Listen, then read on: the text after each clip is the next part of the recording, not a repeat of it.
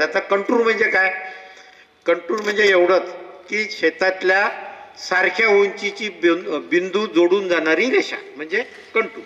तर जेव्हा ती एक कंटूर रेषा निघेल तर साधारणतः ते पॉइंट जोडायच्या आधी असा एक अंदाज घ्यायचा की साधारण याच्यातली एक मध्य काढायची आहे. म्हणजे जे सारख्या सुरळीत जे पॉइंट दिसतील तेच जोडायचे, जास्त खाली गेलेला आणि वर गेलेले पॉइंट सोडून द्यायचे.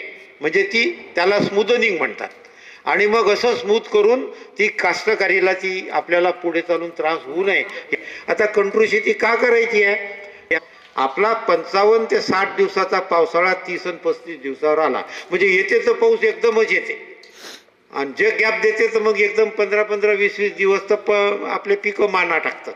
नाही तर एवढं लागून पडते का त्या जास्त पाण्यामुळं पिकं खराब होतात.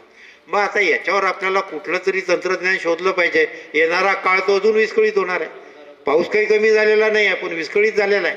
मग ह्या पावसासाठी आपल्याला कंट्रोल याच्यासाठी करायचं आहे की जे काही आपल्या शेतात पाऊस पडेल तर जवळपास 45 ते 55% त्या शेतात पडलेला पाऊस जिरण्याला आपल्याला जवळपास त्या शेतातून जी त्या पाण्यासोबत माती वाहून जाते बाहेर, ही काही माती म्हणजे दगड वाहून जातात का?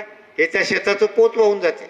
मग जर ही कंटूर रेषा जर एवढी काढली आणि असं त्याला समांतर जर पेरणी केली आणि कास्तकारी केली तर 65% नत्र म्हणजे अन्नद्रव्य शेतातले कमी होऊन जातात. 70% माती कमी होऊन जाते. मग आता तुम्ही ही माती म्हणजे त्या शेतातलं पोतच आहे, अन्नद्रव्यच आहे.